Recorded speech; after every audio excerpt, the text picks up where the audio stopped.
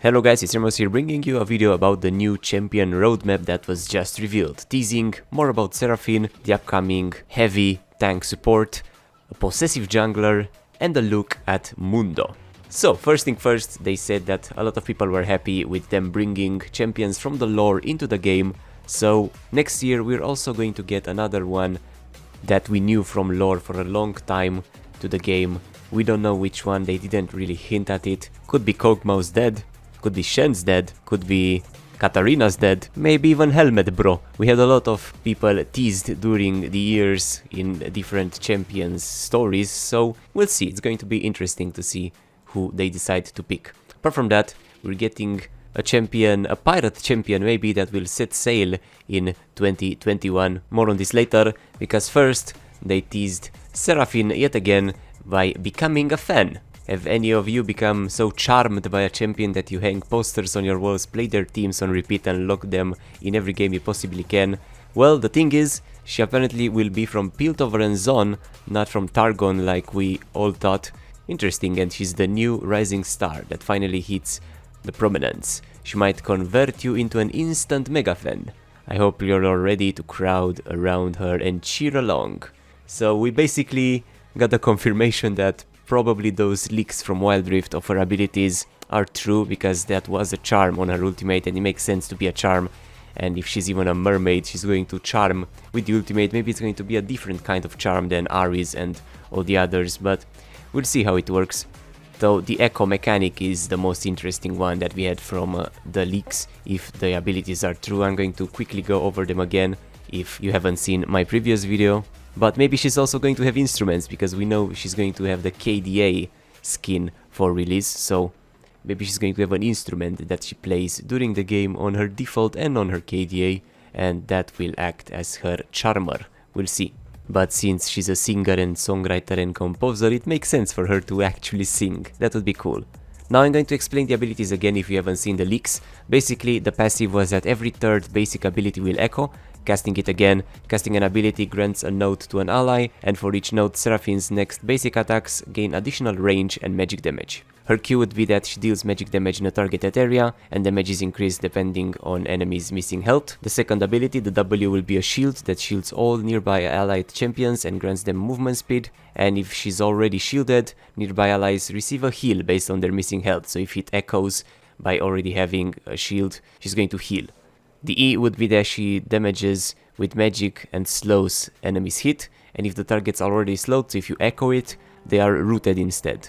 And the ultimate would be that she deals magic damage and charms enemies hit by the spell, and this spell extends whenever it hits an ally or an enemy champion, so it could be some sort of like a song, so she releases a sound wave of music that also bounces from your fans, from your friendly champions, because they're your fans, they like the music, and it bounces towards them and the enemies, and they get charmed and drawn towards her, becoming fans. Maybe. That's a good guess, I would say. Next up, a teaser for the upcoming final champion of the year, because they want to release a new champion for every role, apart from mid, when they want to release 2 new champions each year to have an assassin and a mage. And this will be the heavy armor tanky support that is teased with a wanted poster issued by Noxus. So the Empire will play greatly for the capture and detainment of the runaway criminal. He's a criminal. The fugitive is extremely dangerous, so approach with caution. They are heavily armored and will attack if even slightly provoked.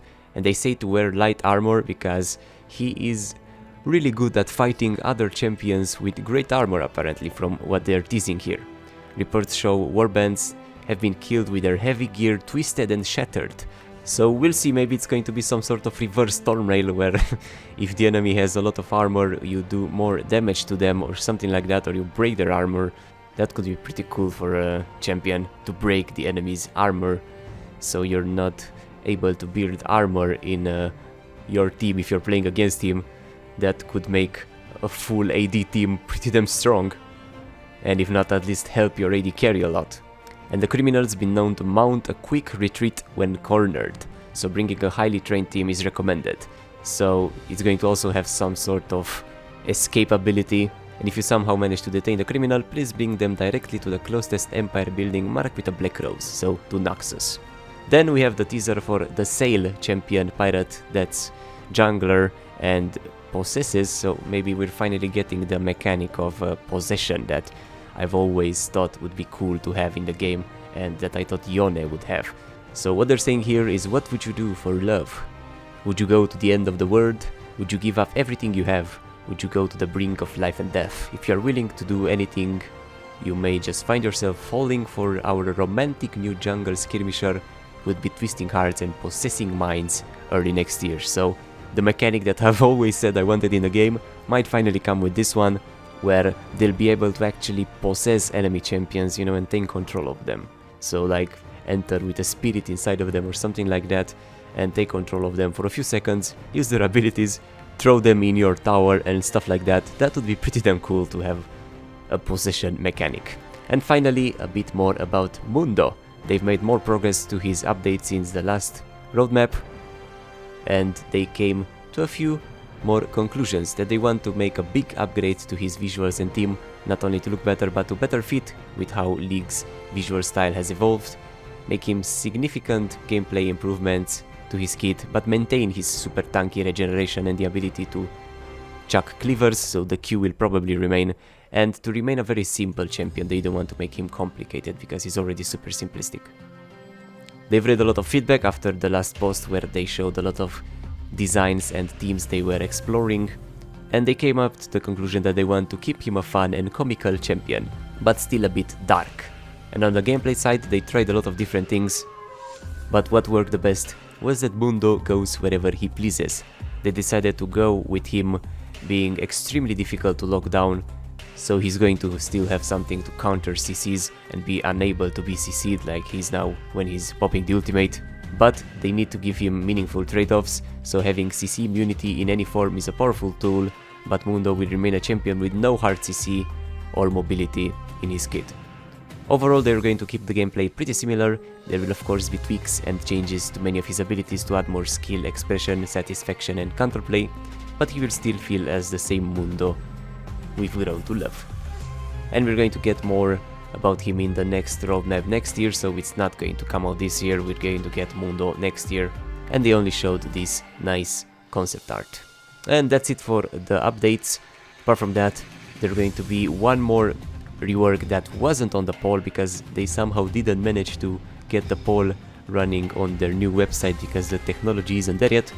So it's going to be someone that wasn't in the poll, so apart from Fiddlesticks, Volibear and now Mundo, the only two remaining in that poll were Shyvana and Nocturne, so it's not going to be any of them.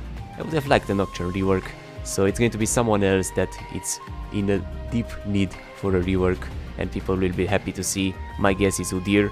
The problem with Udyr is his ultimate skin. They're going to have to rework an ultimate skin, which basically that ultimate skin is his rework, so we'll see how are they going to do that. But that's it for now. Let me know what your thoughts are about Seraphine. What do you expect for her abilities if those leaks are not true and if you believe they are true? Are you happy with Mundo?